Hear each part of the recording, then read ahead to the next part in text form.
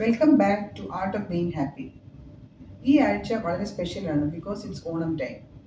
ഓണം കേരളത്തിൻ്റെ harvest festival മാത്രമല്ല, കുടുംബങ്ങളുടെയും സമൂഹത്തിൻ്റെയും joy, happiness, togetherness and simple ട്രഡീഷൻസിൻ്റെ സെലിബ്രേഷൻ കൂടിയാണ്. കുട്ടിക്കാലത്ത് ഞാൻ ഓണത്തിനെ കാത്തിരിക്കുന്നത് എനിക്ക് ഇപ്പോഴും നല്ല ഓർമ്മയുണ്ട്. ബോർഡിംഗ് സ്കൂളിൽ പഠിച്ചിരുന്നതിനാൽ എനിക്ക് ഓണത്തിന് 10 ദിവസത്തെ അവധി കിട്ടുമായിരുന്നു. അപ്പോൾ ഓണം സെലിബ്രേഷൻസിൻ്റെ കൂടെ ഈ വീട്ടിൽ പോകുന്നതിനുള്ള സന്തോഷം കൂടി ഉണ്ടായിരുന്നു. ഈ വർഷം ഞാൻ എൻ്റെ വീട്ടിൽ ഓണം ആഘോഷിച്ചത് എൻ്റെ 2 ഫാമിലി ഫ്രണ്ട്സിൻ്റെ കൂടെയാണ്. ഞങ്ങളെല്ലാവരും ഓണക്കോടി കൊടുത്തു, ഒരു അത്തപ്പൂക്കെ ഇട്ടു, വാഴയിലയിൽ സദ്യ കഴിച്ചു, കുറച്ച് സമയം കഥകളൊക്കെ പറഞ്ഞിരുന്നു, ചിരിച്ചു. അങ്ങനെ നല്ലൊരു ടൈം സ്പെൻഡ് ചെയ്തു. ഈ ചെറിയ ചെറിയ കാര്യങ്ങളാണ് remind us that happiness lies even in the simplest of moments. ഇന്നത്തെ ഡിഷ്. ഇന്ന് ഞാൻ ഓണസദ്യയിൽ ഒഴിച്ചുകൂടാനാവാത്ത കടുമാങ്ങയുടെ റെസിപ്പിയാണ് ഷെയർ ചെയ്യാൻ പോകുന്നത്. കടുമാങ്ങ ഉണ്ടാക്കാൻ വേണ്ടിയിട്ട് ഞാനിവിടെ 3 മീഡിയം സൈസ് ഏകദേശം പുളിയുള്ള മാങ്ങ കഴുകി ഡ്രൈ ആക്കി വളരെ ചെറിയ പീസസ് ആയിട്ട് കട്ട് ചെയ്ത് വെച്ചിട്ടുണ്ട്. ഇനി ഇതിലേക്ക് ആവശ്യത്തിന് ഉപ്പും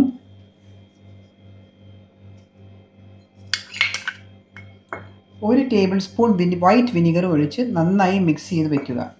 നന്നായി മിക്സ് ചെയ്തിട്ട് 1 മണിക്കൂർ നേരം അടച്ചു വെച്ചിരിക്കുക.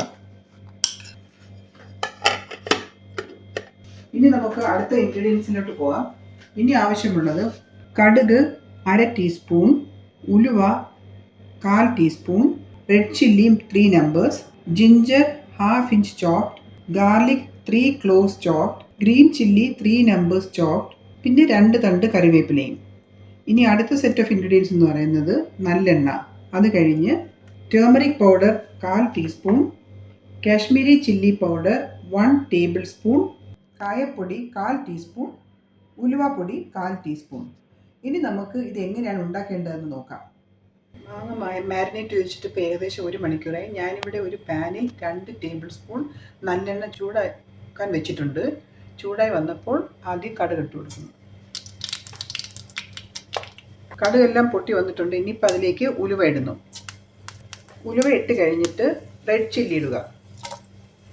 ഇനി ഫ്ലെയിം ഒന്ന് കുറച്ച് വെച്ചിട്ട് നേരത്തെ കട്ട് ചെയ്ത് വെച്ചിട്ടുള്ള ജിഞ്ചർ, ഗാർലിക്, ഗ്രീൻ ചില്ലി ഇതിട്ട് നന്നായി ഇളക്കി കൊടുക്കാം. ഈ ഒരു മീഡിയം ഫ്ലെയിമിൽ ഇരുന്നാൽ മതി. ഇനി ഇതിലേക്ക്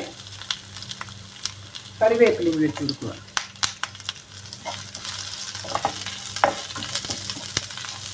ഇതെല്ലാം ഒന്ന് നന്നായി മൂത്ത് വരും. നന്നായി മൂക്കുന്നത് വരെ ഇളക്കി കൊടുക്കുക.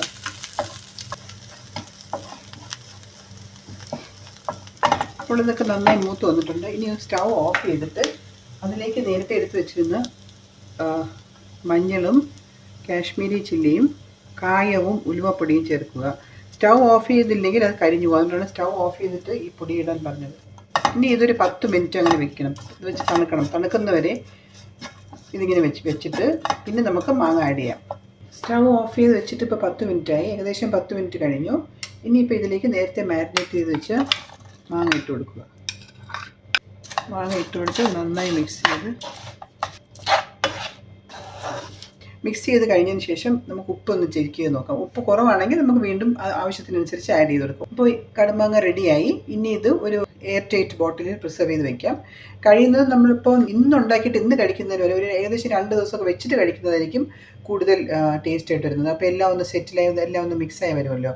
അപ്പോൾ ഏകദേശം 2 ദിവസമെങ്കിലും മുമ്പ് ഉണ്ടാക്കുന്നതാണ് ഏറ്റവും പ്രിഫറബിൾ. ഈ റെസിപ്പി ഇവിടെ ഷെയർ ചെയ്യുന്ന സമയത്ത് ഒരു രസകരമായ ഒരു കാര്യമാണ് എനിക്ക് ഓർമ്മ വന്നത്. എനിക്ക് പറ്റിയൊരു അബദ്ധമാണ് ഓർമ്മ വന്നത്. ആക്ച്വലി എനിക്ക് കടുമാങ്ങ ഉണ്ടാക്കാൻ നല്ലപോലെ അറിയാമായിരുന്നു. എന്നിരുന്നാലും ഞാനൊരു പുതുമയ്ക്ക് വേണ്ടി വേറെ 2 റെസിപ്പി ഫോളോ ചെയ്ത് ഉണ്ടാക്കി കംപ്ലീറ്റ് ഫ്ലോപ്പായി എല്ലായിടത്തും കളയേണ്ടി വന്നു. പിന്നെ ഞാൻ എൻ്റെ റെസിപ്പി ഫോളോ ചെയ്തുണ്ടാക്കി. അപ്പം ഞാനിതിൻ്റെ ഒരു ലെസൺ പഠിച്ചതെന്ന് വെച്ചാൽ നമുക്ക് 100% ഉറപ്പുള്ളൊരു കാര്യം പുതുമയുടെ പിറകെ പോകാതെ അതിൽ തന്നെ ഉറച്ച് വിശ്വസിക്കുക. അങ്ങനെ പുതുമയുടെ പിറകെ പോവുകയാണെങ്കിൽ നമുക്ക് ഇതുപോലത്തെ പല അനുഭവങ്ങൾ ഉണ്ടാകും. That's all for now. See you later. Bye bye.